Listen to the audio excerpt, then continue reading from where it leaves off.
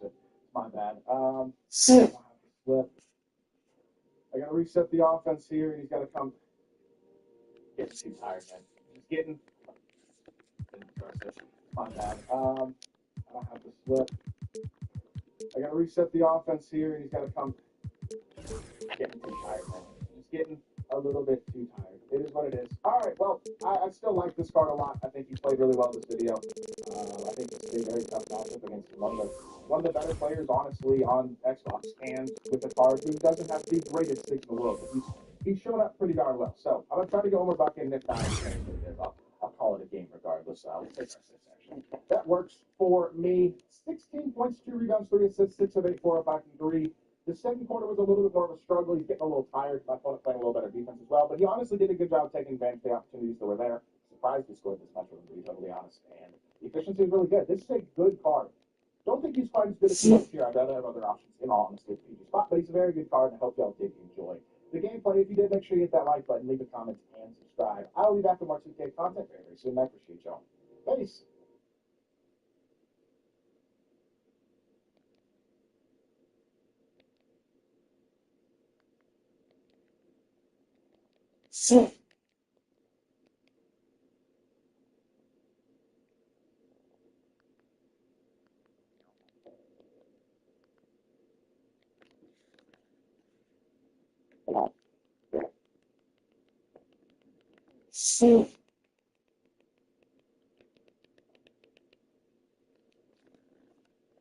The person that I played is one of the sweatiest players on Xbox. He is totally legit, just grinding the game. And if you look at right here, he is number 37 on Xbox right now, and 52-9 in Tier 1 showdown without any sort of boosting or anything like that. I've seen a lot of these guys good players. It's hard to do that, especially without any sort of boosting.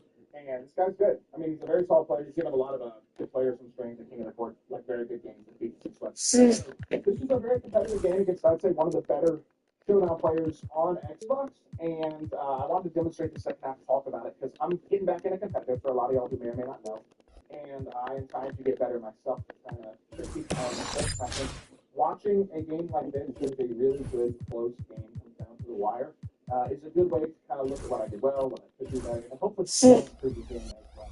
We're learning different things to do with stuff. So, with that being said, we are going to hop into this, and we are going to basically be critiquing this entire second half. Remember, I'm using my attainable scheme, so I am at a bit of a team disadvantage overall. The first half was Dyson Daniels' gameplay, which is part of the reason we were down by 6, but this ends up being a very competitive game, and kind of a game where I had to battle, and I'll explain why. I certainly didn't play great. This was awesome, by the way. Really good job of him by going through, and I want to go back.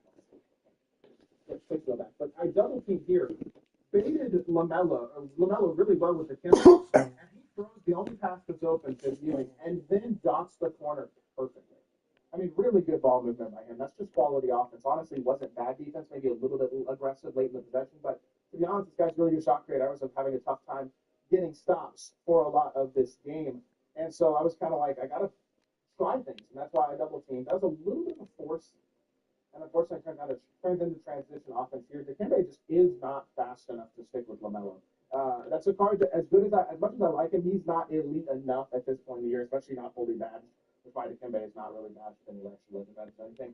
He's just laterally not quite going to keep up with LaMelo. But really nice use of the escape right there by Clay. Note he's going a little bit under with LaMelo, and we knock down a 3, which keeps us in touch, which that's the thing about games. Like, playing against a good player like this, when you go in a little bit of a hole and down 12, it's like it's easy to kind of just become discouraged and give up and start playing stupid.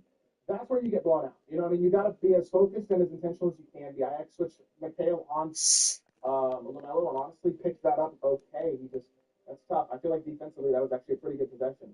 But Dikembe just isn't quite able to get and stay in front of Ewing. I didn't even jump, did I? He hits the top. I didn't jump. Dikembe's just slow compared to Ewing. He uses defense really well. Dunks it over Cedric Maxwell. It's not quite in position enough to prevent that. Stick dunk, and again, that's just good offense. I wouldn't say it's bad defense, but it's good quality offense. And he uses defense really well. Dunks it over Cedric Maxwell. It's not quite in position